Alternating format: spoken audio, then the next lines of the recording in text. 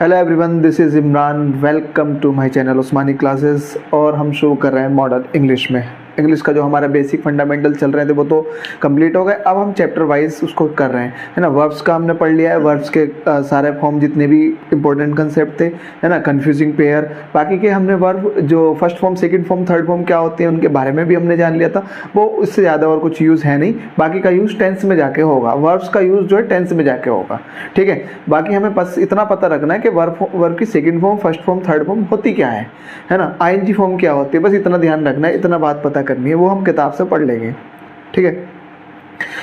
अब इनका यूज़ होगा कैसे वर्ब्स का, वो टेंस में जाके, क्योंकि प्रेजेंट इंडेफिनिट में वर्ब की सेकंड फॉर्म चाहिए होगी, प्रेजेंट परफेक्ट में हैज़ हैव के बाद वर्ब थर्ड फॉर्म में चाहिए होगी, है ना। प्रेजेंट इंडेफिनिट की अगर हम बात करें तो वर्ब की फर्स्ट फॉर्म में एस या फिर वर्ब की फर्स्ट फॉर्म चाहिए होगी, तो वहाँ पर इनकी ज़रूरत पड़ेगी टेंस में जाके, वहाँ हम डिटेल से पढ़ लेंगे। अभी जो हमारा अगला टॉपिक है वो भी वर्ब्स का ही है ना। वर्ब्स का टॉपिक है और वो है हमारे पास मॉडल। मॉडल होता क्या है, पहले इसकी बात हम कर लेते हैं। देखो, हमें बात अगर डेफिनेटली पता है, सब चीज़ें पता है बिल्कुल एकदम, है ना, उसमें कुछ भी कंफ्यूजन वाली बात नहीं है, तो फिर वो प्रेजेंट इंडेफिनिट और प्रेजेंट कंटिन्यूअस और पास्ट में पर चले जाते हैं। लेकिन फ्यूचर वाला जो होता है ना, फ्यूचर वाला वो हम प्रेडिक्ट करते हैं बस, है ना। उसमें कोई डेफिनेट नहीं होता है कि हाँ ऐसा पक्का हो गई, है ना। उसमें कुछ ना कुछ चांस ये होते हैं कि नहीं भी हो सकता है। तो मतलब वो मूड को एक्सप्रेस करता है ना, मूड को रेफर करता है। तो मॉडल्स मतलब होता है मूड को रेफर करना, ठीक है। मूड मतलब भाव, किस तरह का भाव है, ठीक है। तो मॉडल्स मतलब होता है मूड को एक्सप्रेस करना, मूड को रेफर करना, मतलब भाव को रेफर करना। कोई बात हमें नहीं पता है, श्योर नहीं है, हमें वो बात बोलनी है, तब हम मॉडल का यूज़ करेंगे, इसलिए हमने मॉडल बनाए हैं, ठीक है। जैसे प्रेडिक्शन के लिए अगर हम बात करें, प्रेडिक्ट कर रहे हैं तो विल और शैल का यूज़ करेंगे। किसी की क्षमता को बताना है, कैपेबिलिटी को, है ना, तो कैन का यूज़ करेंगे। पॉसिबिलिटी को बताना तो मे का यूज़ करेंगे, है ना। मस्ट का यूज़ करेंगे हम अगर हमें नेसेसिटी को बताना है, ज़रूरत चीज़ों को बताना है ना। शुड का यूज़ करेंगे, और टू का यूज़ करेंगे, है ना। इन सब चीज़ों के बारे में बात करें तो मॉडल्स होता है मोड। मोड मतलब जो भाव को रेफर करे, ठीक है। अब मॉडल्स के बारे में इंपॉर्टेंट बात क्या है, अब यहाँ से क्वेश्चन किस तरह से पूछे जाते हैं एग्जाम में, उसके बारे में हम बात कर रहे हैं, ठीक है। तो बात कर लेते हैं हम। पहली बात तो मैं मॉडल बता देता हूँ होते कौन कौन से। मॉडल के बारे में बात अगर हम करें तो मॉडल हमारे सिंपल मॉडल, ये हमने हालांकि बात कर ली थी, और मार्जिनल मॉडल, ठीक है। सिंपल मॉडल और मार्जिनल मॉडल, ठीक। सिंपल मॉडल में हमारे कौन कौन से आ जाते हैं इसके बारे में बात करें तो कैन आ जाएगा, तो कैन आ जाएगा, तो कैन के साथ कुड आ गया, है ना। मे आ गया, मे के साथ माइट आ गया। विल की अगर हम बात करें तो विल का वुड आ गया। शैल की बात करें तो शैल का शुड आ गया, ठीक है। मस्ट की बात करें और टू, और ये हैव टू, ठीक है। हैव टू के बारे में हम बात कर रहे हैं, ये सिंपल मॉडल में आ जाते हैं, ठीक है। सिंपल मॉडल में हम बात कर रहे हैं कैन और कुड, कैपेसिटी को अभी हम डिटेल में पढ़ेंगे आगे चल के। मे और माइट पॉसिबिलिटी को। विल वुड अलग भी यूज़ होता है, शुड भी अलग यूज़ होता है, कुड भी और माइट भी अलग अलग भी यूज़ होते हैं। लेकिन अगर हम जनरली देखें तो कैन कैपेसिटी को, पॉसिबिलिटी को, विल और शैल प्रेडिक्शन को यूज़ करते हैं, मस्ट नेसेसिटी को, और टू की अगर हम बात करें तो मोरालिटी को, है ना, किसी की मोरालिटी हमें रेस्पेक्ट करनी चाहिए, है ना। और हैव टू ये भी नेसेसिटी को रेफर करता है। हैव टू मतलब यू हैव टू पे योर विल, यानी कि ज़रूरत है तुम्हें अपने विल को पे करने की, तो हम हैव टू का यूज़ करेंगे। कहाँ कहाँ किस तरह से यूज़ करेंगे बाकी उस टाइम जब डिटेल से पढ़ेंगे तब वो देख रहे हैं। मार्जिनल मॉडल की अगर हम बात करें तो अब इसको मार्जिनल क्यों बोला जाता है, जैसे कि अगर हम बात करें नीड नॉट, डेयर नॉट, और यूज्ड टू। मार्जिनल क्यों बोला जाता है, इसकी हम बात कर रहे हैं। मार्जिनल मॉडल क्यों बोला जाता है भैया, इनको मार्जिनल क्यों बोलते हैं, क्योंकि ये नीड, डेयर और यूज ये मेन वर्ब की तरह भी काम करती हैं, मेन वर्ब की तरह भी काम करती हैं, और ये अब नॉट इनके साथ लग गया, जैसे नीड के साथ नॉट लग गया, डेयर के साथ नॉट लग गया, तो अब ये मॉडल की तरह भी काम करेंगी। क्लियर हो गई इतनी बात? ठीक है, तो ये मॉडल की तरह भी काम करती हैं और ये मेन वर्ब की तरह भी काम करती हैं, इसलिए हम इसको मार्जिनल, मार्जिनल का मतलब होता है मार्जिन, मार्जिन मतलब होता है फायदा, लाभ, है ना, तो इसलिए हम इसको मार्जिनल मॉडल बोलते हैं। ठीक हो गई इतनी बात? ये तो हमने जान लिया, हालांकि हमने ये बात पहले भी जान ली थी जब मैंने तुम्हें वर्ब्स पढ़ाई थी, तो वर्ब में मैंने ये बात बता दी थी बिल्कुल सारी, ये हम दूसरी बार पढ़ रहे हैं तो और बेहतर समझ में आ जाएगा। ठीक है, अब देखते हैं जरा इसमें, इतना कंसेप्ट हमने पढ़ लिया भैया, अब इनका लॉजिक है क्या, मॉडल के बारे में बात कर रहे हैं, दो तरह के, सिंपल मार्जिनल, ये सिंपल उधर मार्जिनल हो गए। ठीक है, अब हम बात करते हैं, इसको हटा देता हूँ, मोड को रेफर करेंगे, ये बात तो हो गई। ठीक है, मोड को रेफर करेंगे। ठीक है, अब बात करते हैं हम क्या है, देखना जरा, अब मॉडल के बारे में भैया जान लेते हैं जल्दी से, बात क्या है देखो जरा, मॉडल क्या होता है, पहला बात, सबसे पहली बात क्या है, मॉडल होते हैं actual helping verb, actual helping verb मतलब वास्तविक सहायक क्रिया होती है। मॉडल जो होते हैं ना, ये वास्तविक सहायक क्रिया होती है, सहायक क्रिया। ठीक है, तो जो मॉडल होते हैं वास्तविक सहायक क्रिया होते हैं। अब जरा एक बात बताना, वास्तविक सहायक क्रिया का मतलब क्या? अगर तुम्हें हर एक बात का मतलब पता लगेगा ना तो रटने की कोई जरूरत नहीं पड़ेगी बिल्कुल भी, हर एक बात का मतलब समझ लेना। वास्तविक सहायक क्रिया का, सहायक क्रिया क्या मतलब होता है, जो वर्ब की सहायता करने के लिए आए, इसका मतलब है वास्तविक सहायक क्रिया का मतलब हो गया कि ये जो आएगी, जब भी आएगी, ये हमेशा और हमेशा मेन वर्ब के साथ आएगी, यानी किसी वर्ब के साथ आएगी, तो वास्तविक सहायक क्रिया होती है। इसका मतलब हो गया, इसका मतलब ये हो गया कि इनके साथ हमेशा और हमेशा मेन वर्ब लगी होगी। ठीक है, मैं यहाँ पे लिख देता हूँ मेन वर्ब होगी। ठीक है, इनके बाद हमेशा और हमेशा मेन वर्ब होगी, पहली बात। ठीक है, दूसरी बात इसमें क्या है, ये मेन वर्ब होगी तो इसके बाद जब भी कोई मेन वर्ब लगेगी, ठीक है, हमेशा और हमेशा याद रखना, कभी भी मॉडल के बाद जब भी कोई मेन वर्ब लगेगी, मेन वर्ब हमेशा कैसे होगी, इनेट फॉर्म में होगी। इनेट फॉर्म का मतलब हो गया जन्मजात स्थिति में, इनेट फॉर्म में होगी। इनेट फॉर्म का मतलब हो गया जन्मजात स्थिति में, मतलब जन्मजात स्थिति का इनेट फॉर्म, जन्मजात स्थिति, इसका मतलब हो गया प्लूरल होगी, प्लूरल होगी। इनेट फॉर्म में वर्ब कैसी होती है, प्लूरल होती है। ठीक है, अब इसके बाद समझ लेते हैं, इसका मतलब हो गया इनेट फॉर्म का मतलब ये हो गया, जैसे कि हेल्प हो गया, प्ले हो गया, ठीक है, राइट हो गया, ठीक है, और रीड हो गया। ठीक है, ये हमारी सारी की सारी वर्ब जो है इस टाइम इनेट फॉर्म में है, जन्मजात स्थिति में। इनको चेंज करेंगे, जरा भी चेंज करेंगे, मान लो मैंने हेल्प में हेल्प्ड कर दिया, हेल्पिंग कर दिया, हेल्पिंग हो गया।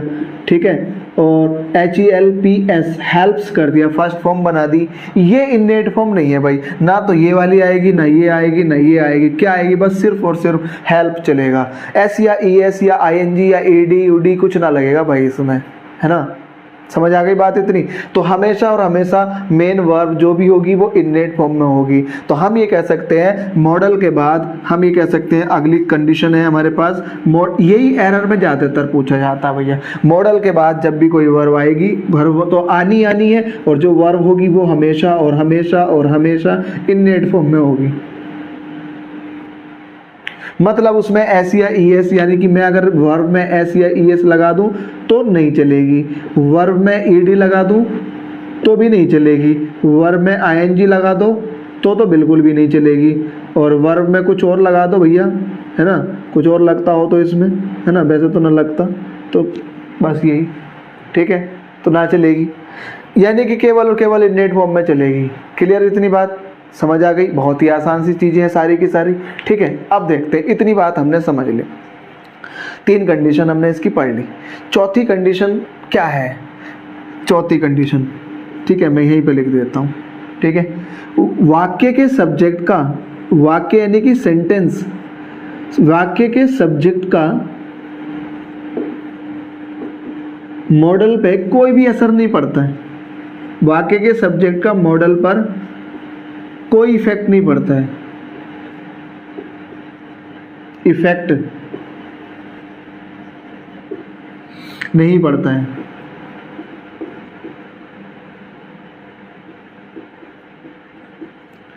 ठीक है, वाक्य के सब्जेक्ट का मॉडल पर कोई भी इफेक्ट नहीं पड़ता, किसी भी तरह का कोई इफेक्ट नहीं पड़ेगा। यानी कि ही के साथ भी कैन आ रहा है तो दे के साथ भी कैन आएगा, आई के साथ भी कैन आएगा, राम के साथ भी कैन आएगा, श्याम के साथ भी कैन आएगा, मोहन के साथ भी, कोई भी आ जाएगा ना। कैन लगाना तो भैया कैन ही लगाना है, ऐसा ना है कि कैंस हो गया, कैंड हो गया, ईडी लगा दिया। ठीक है, बात क्लियर हो गई इतनी।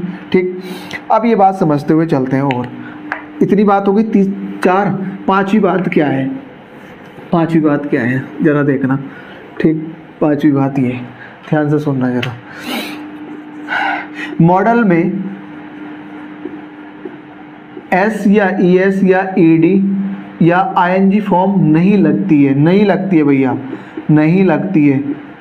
ये बात समझ के चलना, नहीं लगती है। यानी कि कैन अगर है तो ऐसा ना कि जी कैंस कर दिया, ये ना होगा कतई भी, है ना। मे है तो मेज कर दिया या मेड कर दिया जी मेड, ऐसा भी नहीं होगा, है ना। और मे है तो मेइंग कर दिया, है ना, ये भी नहीं होगा भाई बिल्कुल भी, है ना। ये सब नहीं होगा, ये मॉडल है, यानी कि हेल्पिंग वर्ब है। हेल्पिंग वर्ब चेंज जब भी होता है, चेंजेस जब भी होते हैं वो हमेशा मेन वर्ब में होते हैं, कभी भी हेल्पिंग वर्ब में चेंज नहीं होंगे, है ना। उसमें चेंज नहीं होंगे सिंगुलर प्लूरल, वो तो बस बना दी, सिंगुलर बना दी। इज तो इजी सिंगुलर है, आर प्लूरल तो आर प्लूरल ही हो गई बस। एम आई के लिए बना दी तो बस वो फिक्स हो गया जी, आई के लिए एम ही लगाना अब आगे के लिए, है ना। इसी तरह से कैन को कैंस नहीं कर देंगे सिंगुलर के लिए। जैसे कि अगर मैं बात करूं ही के साथ कैन में कैंस लगा दे, यहाँ चेंज नहीं होंगे बिल्कुल भी, बस कैन है तो कैन ही रहेगा, कैंस नहीं होगा। अभी और बेहतर तरीके से समझ में आ जाएगा। ठीक है, 5वां ये हो गया। ठीक है, अब बात करते हैं हम मॉडल के बारे में। ये तो हमने इतनी बातें, बेसिक बातें याद रखनी है। मैं एक बार जल्दी से रिवाइज करा देता हूँ भैया। मॉडल होते क्या? मॉडल होते हैं मूड, जो मूड को एक्सप्रेस करें। मॉडल की जरूरत क्यों पड़ी भाई? हमें जब नहीं पता होता किसी चीज़ के बारे में, हम श्योर नहीं होते हैं बिल्कुल, तब हमने उस चीज़ को बताना। देखो हमें 2 चीज़ें तो पता लग गई कि एक व्यक्ति ने ये काम किया तो तभी बोल सकते हो जब उसने कर लिया। एक व्यक्ति कोई काम कर रहा है और तुम्हें दिख रहा है तो तुम बोलोगे जी वो कर रहा है, बिल्कुल मुझे दिख रहा है साफ साफ। एक व्यक्ति करेगा आगे चल के तो उसमें श्योरिटी नहीं होती है, उसमें प्रेडिक्शन होता है। तो अब उनके लिए हमें मॉडल की जरूरत पड़ी। ठीक है, इसलिए मॉडल की जरूरत पड़ी। मॉडल के बाद हमेशा वर्ब की इननेट फॉर्म होती है, वास्तविक सहायक क्रिया होती है, ये हमेशा अपने साथ मेन वर्ब लेके चलती है। और मेन वर्ब में एस या ईएस या ईडी या आईएनजी किसी भी तरह की कोई फॉर्म नहीं लगेगी कैन मॉडल के साथ। ठीक हो गई इतनी बात। फिर उसके बाद हमने बात की है मॉडल, खुद मॉडल का बाकी के सब्जेक्ट से कोई लेना देना नहीं होता है। सब्जेक्ट जो है वो आ जाए कोई दिक्कत नहीं, कैन लगाना तो सबके साथ कैन ही चलेगा। ठीक है, तीसरी बात, मॉडल में हम कोई भी इंटरफेयर नहीं करते हैं, वो जैसे हैं वैसे ही रहने हैं। ठीक है, अब आगे बात करते हैं। अब हम पढ़ते हैं मार्जिनल मॉडल। ठीक है, सिंपल मॉडल हम बाद में पढ़ेंगे, पहले हम मार्जिनल मॉडल पढ़ रहे हैं। 3 ही मॉडल है ये, इनको एकदम निपटा लेते हैं जल्दी से। मार्जिनल मॉडल, ठीक हो गए भैया इतनी बात। अब सुनो जरा, मार्जिनल मॉडल में हम बात करें तो हेल्पिंग वर्ब की तरह मार्जिनल मॉडल में हम पढ़ रहे हैं नीड नॉट, नीड और डेयर को पढ़ रहे हैं, नीड और डेयर को। ठीक है, अब सुनना जरा ध्यान से। मार्जिनल मॉडल हम पहले पढ़ रहे हैं, उसके बाद सिंपल मॉडल पढ़ेंगे। मार्जिनल मॉडल नीड डेयर की पहले बात कर रहे हैं। यूज टू को मैं बिल्कुल अलग पढ़ाऊंगा, यूज टू को। नीड और डेयर की बात कर रहे हैं। अब देखो जरा ध्यान से, हेल्पिंग वर्ब की तरह यानी कि मॉडल की तरह, मॉडल की तरह नीड डेयर तभी काम करेंगे भैया जब इनके साथ नोट लगा होगा। नीड नोट और डेयर नोट अगर लिखा हुआ है तो ही ये मॉडल है, अदरवाइज ये मॉडल नहीं है। और मेन वर्ब की तरह काम करेगा तो भैया नीड और डेयर अपने आप में अलग अलग मेन वर्ब की तरह काम करेंगे, बिल्कुल कोई दिक्कत नहीं है। ठीक है, मेन वर्ब की तरह काम करेंगे तो नीड का नीड रहेगा, डेयर का डेयर रहेगा। लेकिन अगर मॉडल बनाओगे, इसको हेल्पिंग वर्ब बनाओगे तो नीड के साथ भी नोट लगाना पड़ेगा, डेयर के साथ भी नोट लगाना पड़ेगा। क्लियर हो गई इतनी बात? पहली बात। दूसरी बात, जब ये मॉडल बन गए तो हमने बात की थी मॉडल में एस या ईएस या ईडी या ये कुछ न लगता। तो इसलिए अगर मैं नीड में, ऐसा कभी नहीं होगा भैया, नीड्स नोट कर दिया, डेयर्स नोट कर दिया, ऐसा बिल्कुल भी नहीं होगा। ये मॉडल अगर हो गए, ठीक है। अब देखो जरा एक बात, नीड्स, नीड में एस लगा के मैंने लिख दिया नीड्स नोट डेयर्स नोट। अब ये जब ये नीड और नोट और डेयर नोट लगते ही मॉडल बन जाते हैं तो मॉडल में एस या ईएस या ईडी या आईएनजी कुछ भी नहीं लगाते, इस तरह की चीजें। तो इसलिए नीड्स नोट कभी अगर आता है तो फिर ये गलत है। डेयर्स नोट कभी भी आता है, या और लिख लूं मैं नीडेड, नीडेड नोट, नोट लगते ही नीड और डेयर के साथ ये हेल्पिंग वर्ब बन जाती है, डेयर्ड नोट, तो भैया ये गलत हो जाएगा फिर, है ना। नीड नोट और डेयर नोट ही रहना है। देखो ऐसे समझ लो, नीड और डेयर के साथ नोट लगा के ही वो मॉडल बन जाते हैं, और फिर उसके बाद जो मॉडल की प्रक्रिया चलती है वही नीड नोट की और डेयर नोट की चलेगी। कैन में ऐसे नहीं लगा सकते ना, कैंस नहीं कर सकते, इसी तरह से नीड्स नहीं कर सकते, नीडेड नहीं कर सकते, नीडिंग नहीं कर सकते अगर उनके साथ नोट लगा हुआ है। हाँ, अगर वो मेन वर्ब की तरह काम कर रही हैं तो फिर अब हम इनको कर सकते हैं, नीड्स, डेयर्स, टेंस के अकॉर्डिंग बिल्कुल कर सकते हैं। प्रेजेंट इंडेफिनिट सिंगुलर सब्जेक्ट तो बिल्कुल करेंगे, पास्ट इंडेफिनिट तो इसकी सेकंड फॉर्म भी यूज करेंगे बिल्कुल। अब तो ये मेन वर्ब है ना, कैसे पता लगेगा दोनों में main verb helping verb? Note का बस फर्क है, एक नोट अगर लग गया नीड और डेयर के साथ तो वो हेल्पिंग वर्ब हो गई, यानी कि मॉडल हो गई, ठीक है। अच्छा, नीड नोट डेयर नोट का मतलब क्या है? नीड नोट का मतलब जरूरत है, जरूरत नहीं है, और डेयर नोट का मतलब हिम्मत नहीं।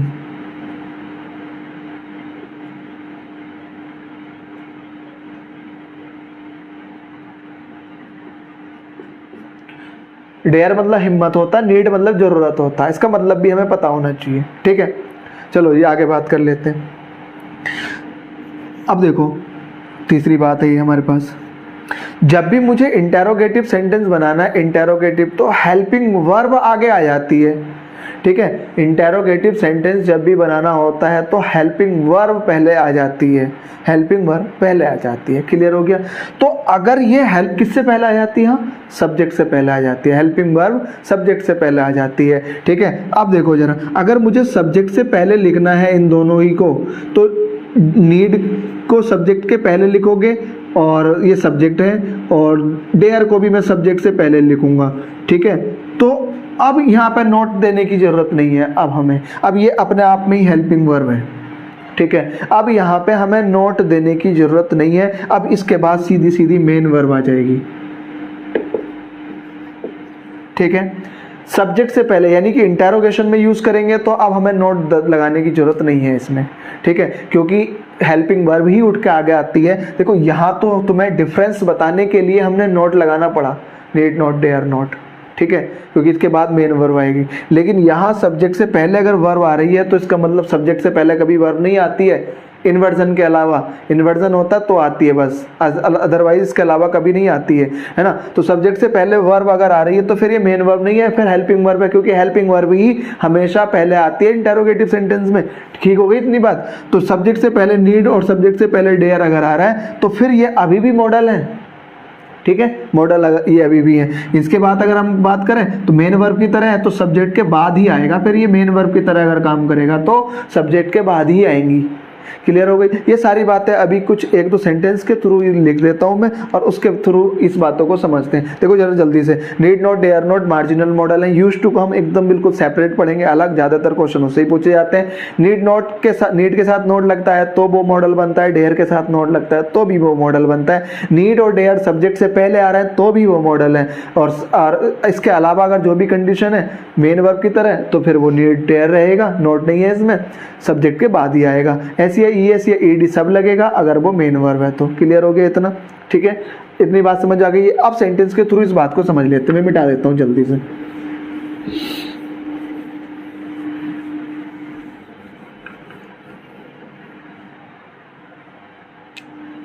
अब देखो जरा एग्जाम में सेंटेंस किस तरह से आएगा, you need not to come here again, how dare you to touch me,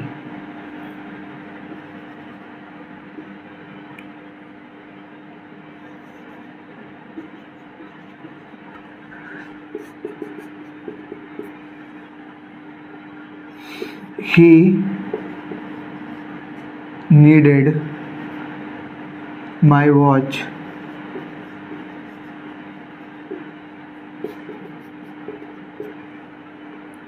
I need to go now,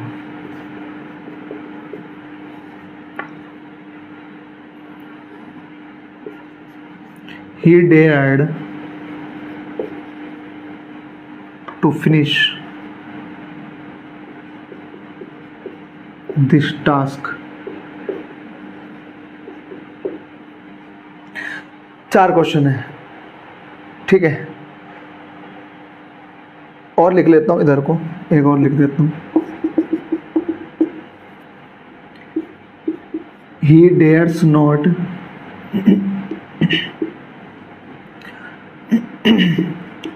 to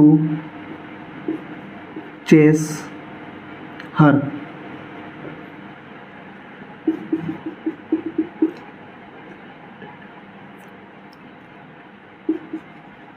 They needed not to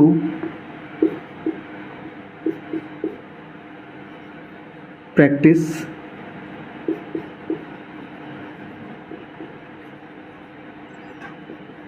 this सम। ये कुछ क्वेश्चन है, मैंने जल्दी से लिखे और इनको समझ लेते हैं एक बार जल्दी से, ठीक है। ठीक, अब जरा देखो इधर, you need not to come here again. भैया बड़ी आराम से समझते हैं, बिल्कुल एकदम। ये क्वेश्चन लिखा हुआ, ये भी कुछ 4 5 6 7 जब जितने क्वेश्चन बन सकते थे मैंने लिखे और इसको एकदम डिस्कस करते। देखो नीड के साथ नोट लगा हुआ, मॉडल हो गया। मॉडल अगर हो गया नीड के साथ, सुनो जरा ध्यान से, नीड के साथ अगर मॉडल लगा हुआ है, नीड के साथ नोट लगा हुआ तो मॉडल हो गया। और मॉडल के बाद हमेशा और हमेशा और हमेशा वर्ब की फर्स्ट फॉर्म आती है बाद में। लेकिन ये तो टू आ गया भैया, तो टू हटाओ ना यहाँ से। क्लियर हो गई इतनी बात। नीड नॉट मॉडल हो गया और मॉडल के बाद तो टू आ गया, जबकि आती है वर्ब की फर्स्ट फॉर्म। क्लियर इतनी बात। तो नीड नॉट के साथ आएगी और कम लिखी हुई है वर्ब की फर्स्ट फॉर्म, यानी कि इननेट फॉर्म बिल्कुल लिखी है, सही है, ठीक है। तो you need not come here again, तो टू हटेगा यहाँ से, टू की एरर आती है ज्यादातर। You need not to come here again नहीं बोला जाएगा you need not come here again. तुम्हें यहाँ अब दोबारा आने की जरूरत नहीं है, ये इसका मतलब है, ठीक है। You need not come here again. अब इसमें गलती क्या है, हमने देखना क्या, नीड के साथ नोट लगा हुआ तो हमें पता मॉडल हो गया, और मॉडल के बाद वर्ब इननेट फॉर्म में आती है तो ये आ गया। लेकिन बीच में उसने टू लगा रखा था, हटा दो उसको, हमें वर्ब चाहिए, ठीक है। हमें वर्ब चाहिए। टू प्लस वर्ब की फर्स्ट फॉर्म तो इन्फिनेटिव होता है, हमें इन्फिनेटिव नहीं चाहिए, हमें वर्ब चाहिए। इन्फिनेटिव क्या होता है, इन्फिनेटिव ऑब्जेक्ट होता है और इन्फिनेटिव नाउन होता है। टू प्लस वर्ब की फर्स्ट फॉर्म नाउन की तरह काम करता है, याद रखना इस चीज को। टू प्लस वर्ब की फर्स्ट फॉर्म नाउन की तरह काम करता है ना। धीरे धीरे समझेंगे। अब एक बात समझना, टू प्लस वर्ब की फर्स्ट फॉर्म नाउन की तरह काम करेगा, क्लियर। यानी कि और नाउन की तरह काम कर दिया तो वाक्य का सब्जेक्ट भी बन सकता है और वो ऑब्जेक्ट भी बन सकता है वाक्य का। और ऑब्जेक्ट किसका होता है, वर्ब का या फिर प्रीपोजिशन का। क्लियर हो गई इतनी बात। जरा ध्यान से देखते हैं। You need not come here again, तो नीड नॉट मॉडल हो गया और मॉडल के बाद वर्ब इननेट फॉर्म में आ गई। भैया मॉडल के बाद वर्ब तो देनी पड़ेगी, टू प्लस वर्ब की फर्स्ट फॉर्म, ये तो फिर ऑब्जेक्ट हो गया, इन्फिनेटिव हो गया। इन्फिनेटिव नहीं देना, वर्ब देनी, तो टू हटाना पड़ेगा यहाँ से। अगला, हाउ डेयर यू, हाउ के साथ डेयर आ गया, ये तो तुमने खूब ही सुना होगा। How dare you to touch me, तुम्हारी हिम्मत कैसे हुई भाई मुझे छूने की, है, ये तो सुना ही होगा ऐसा। अब देखो जरा, हाउ के साथ डेयर आ गया। डेयर जो है यू से पहले आया हुआ, डेयर जो है यू से पहले अगर आया है, तो यू से पहले अगर डेयर आया तो फिर वो मेन वर्ब नहीं होगी, अब वो हेल्पिंग वर्ब ही होगी। और अगर हेल्पिंग वर्ब होगी तो हेल्पिंग वर्ब के बाद सब्जेक्ट, और सब्जेक्ट के बाद हमें वर्ब चाहिए मेन वर्ब। मेन वर्ब तो है नहीं, टू प्लस वर्ब की फर्स्ट फॉर्म तो इन्फिनेटिव हो गया, ये तो ऑब्जेक्ट की तरह काम करेगा, फिर हमें तो मेन वर्ब चाहिए। तो इसका मतलब है टू हटा दो यहाँ से, तो ये होगा how dare you touch me. To हटाना पड़ेगा भाई, बड़े ध्यान से देखना। डेयर क्या है, हेल्पिंग वर्ब है, कैसे पता लगा, सब्जेक्ट से पहले आ रही है। और अगर हेल्पिंग वर्ब है तो ये मॉडल है, और मॉडल के बाद वर्ब इननेट फॉर्म में चाहिए, तो टू हटा दो बीच में। मॉडल के और वर्ब के बीच में कोई नहीं आएगा, ठीक है, बस ऐसा समझ लो, ठीक है। मॉडल के और वर्ब के बीच में कोई नहीं आएगा। देखो आगे, ही नीडेड, इसमें तो ईडी लगा हुआ है, तो देखते हैं। लेकिन नॉट नहीं है, नॉट नहीं है तो इसका मतलब फिर ये मेन वर्ब है। मेन वर्ब है तो मेन वर्ब में तो ईडी लग सकता है। तो ही नीडेड माई वॉच, उसको मेरी घड़ी की जरूरत थी। और लिख लो यस्टरडे, ना भी लिखोगे तो भी चलेगा। यस्टरडे मतलब कल, पास्ट टाइम एडवर्ब है, पास्ट इंडेफिनिट में जाएगा। उसको कल मेरी घड़ी की जरूरत थी, ले गया इसलिए वो, है ना। तो ही नीडेड, भैया ये नीडेड जो है मेन वर्ब है, यहाँ पे हेल्पिंग वर्ब नहीं। कैसे पता लगा, क्योंकि नोट नहीं है इसके साथ। आगे चलते हैं। अगला, I need to go now, इसकी अगर हम बात करें, आई नीड मुझे जरूरत है, भैया किस चीज की जरूरत है तुम्हें, जाने की। ठीक है, ये बताना पड़ेगा। आई नीड, मुझे ज़रूरत है किस चीज़ की। नीड वर्ब है हमारे पास, ट्रांजिटिव, यहाँ से समझ लो, बस ऐसे समझ लो, हाँ ट्रांजिटिव वर्ब है। नीड ट्रांजिटिव वर्ब है, ये रहा इसका ऑब्जेक्ट। ही नीडेड, उसे ज़रूरत थी किस चीज़ की, मेरी घड़ी की। नीड वर्ब का ऑब्जेक्ट ये रहा, ठीक है। आई नीड, मुझे ज़रूरत है भाई, किस चीज़ की ज़रूरत है, इसका ऑब्जेक्ट बताना पड़ेगा जाने की। और अगर वर्ब को, अब हाँ सुनो, वर्ब को अगर ऑब्जेक्ट बनाना है तो नाउन बना, ये नीड है ट्रांजिटिव वर्ब, तो ऑब्जेक्ट देना पड़ेगा। और ऑब्जेक्ट की अगर हम बात करें, वर्ब को ऑब्जेक्ट की अगर हम बात करें तो वो नाउन होता है या प्रोनाउन होता है, ठीक है। और लेकिन ये तो वर्ब है, लेकिन वर्ब को अगर ऑब्जेक्ट बनाना है तो दो फॉर्म में ऑब्जेक्ट वर्ब की तरह काम, वर्ब ऑब्जेक्ट की तरह काम करती है, एक इन्फिनिटिव फॉर्म में और एक जीरेंड फॉर्म में, ठीक है। इन्फिनिटिव फॉर्म में और जीरेंड फॉर्म में। नॉन फाइनाइट वर्ब का कंसेप्ट है, इन्फिनिटिव फॉर्म में भी वर्ब नाउन की तरह काम करती है और जीरेंड फॉर्म में भी वर्ब नाउन की तरह काम करती है। यहाँ पे हमें इन्फिनिटिव फॉर्म की जरूरत थी, इसलिए हमने यहाँ पे इन्फिनिटिव लगाया, to go. I need to go, मुझे जाने की जरूरत है अब मुझे जाना चाहिए, मतलब कहने का I need to go now, अब मुझे जरूर जाना चाहिए। क्लियर हो गया, आगे चलते हैं। ही डेयर्ड, डेयर में ईडी लगा हुआ है, ठीक है। जब डेयर में ईडी लगा हुआ है, नोट तो नहीं है, ईडी लगा हुआ है, तो ये मेन वर्ब है। ये सेंटेंस सही है, ये वाला सेंटेंस भी सही है। ये यस्टरडे मैंने लगा दिया बस ऐसे ही, ना भी लगाओगे तो भी चलेगा, कोई दिक्कत नहीं है ना। ये भी सही है, ये भी सही है। यहाँ पे हमने करेक्शन कर लिया, इसमें भी करेक्शन कर लिया, ये हो गया, ये हो गया। अब इसकी बात करते हैं। ईडी फॉर्म लगी हुई है, नोट है नहीं, तो इसका मतलब मेन वर्ब, मेन वर्ब है तो सही है। मेन वर्ब है तो फिर टू प्लस वर्ब की फर्स्ट फॉर्म आ जाएगी। मेन वर्ब अगर है डेयर और नोट तो टू प्लस वर्ब की फर्स्ट फॉर्म आ जाएंगी। और अगर वो मॉडल है तो टू प्लस वर्ब की फर्स्ट फॉर्म नहीं आएगी, केवल वर्ब की फर्स्ट फॉर्म आएगी, ठीक है। क्यों आएगी ये मैंने समझा दिया, क्योंकि ये दोनों की दोनों हमारे, अगर हम बात करें तो ट्रांजिटिव वर्ब है, ऑब्जेक्ट देना पड़ेगा। और अगर ऑब्जेक्ट को, वर्ब को ही ऑब्जेक्ट बनाना है तो फिर उसके लिए दो फॉर्म होती है, इन्फिनिटिव और जीरेंड फॉर्म। जीरेंड मतलब होता है वर्ब की फर्स्ट फॉर्म में आईएनजी, जीरेंड का मतलब होता है वर्ब की फर्स्ट फॉर्म में आईएनजी, और इन्फिनिटिव का मतलब होता है टू प्लस वर्ब की फर्स्ट फॉर्म। इतनी बात समझ आ गई भैया। तो ये मेन वर्ब है, मेन वर्ब के साथ हमें ऑब्जेक्ट देना पड़ेगा, इन्फिनिटिव फॉर्म में दे दिया, टू प्लस वर्ब की फर्स्ट फॉर्म। ये सेंटेंस भी सही हो गया। अगला, ही डेयर्स नॉट, भैया डेयर में नॉट आ गया, तो डेयर में नोट अगर आ गया तो वो मॉडल बन गया। और मॉडल में तो एस या ईडी ऊडी कुछ लगाते ना है, ना लगाते तो भैया इसका एस हटाओ पहले, तो सबसे पहले तो डेयर नोट अब सही हो गया। ही डेयर नोट मॉडल बन गया, और मॉडल के बाद वर्ब इननेट फॉर्म में, फर्स्ट फॉर्म में। लेकिन ये तो टू आ गया बीच में, तो ये टू भी हटाओ फिर। He dare not chase her, chase करना मतलब पीछा करना, उसकी हिम्मत नहीं है उसका पीछा करने की। क्लियर, आगे बात करते हैं। दे नीडेड नोट, नीड के साथ भी नोट आ गया तो भैया ईडी तो हटाओ पहले, क्योंकि ये मॉडल है। नीड के साथ नोट लगा तो वो मॉडल है, और मॉडल में कुछ भी हम अपनी तरफ से चेंज नहीं करते, ऐसे या ईडी उडी कुछ ना लगाते। तो दे नीड नोट, अब ये मॉडल बन गया। मॉडल के बाद तो भैया वर्ब इननेट फॉर्म में आती है जी, इननेट फॉर्म में रखनी है, लेकिन ये तो इसने इन्फिनिटिव फॉर्म में, तो टू और हटाओ। प्रैक्टिस की बात कर ले, यहाँ पे प्रैक्टिस की इंपॉर्टेंट बात है ये। तो प्रैक्टिस सीई वाला नाउन होता है, ठीक है, ये नाउन होता है। सीई अगर लगा हुआ है और एसई अगर लगा हुआ है, प्रैक्टिस एसई, तो फिर ये वर्ब होता है। क्लियर हो गई इतनी बात। उम्मीद करता हूँ डेयर नॉट और नीड नॉट, इससे ज़्यादा कोई एक सवाल नहीं मिलेगा। आप पिछले 10 साल के पेपर उठा के खंगाल दो, इसके अलावा डेयर नॉट से एक भी क्वेश्चन नहीं मिलेगा आपको। जाओ, गारंटी इस बात की भी, ठीक है। अगला टॉपिक हमारा यूज टू से रहेगा। यूज टू को बिल्कुल अलग से पढ़ेंगे, बहुत एकदम कंसेप्चुअल है यूज टू भी, मैथमेटिकल है, रट्टा रुट्टा कुछ नहीं मारना, इसमें भी कुछ नहीं मारना, सारी चीज़ें बिल्कुल हर चीज़ फिक्स हो गई भाई।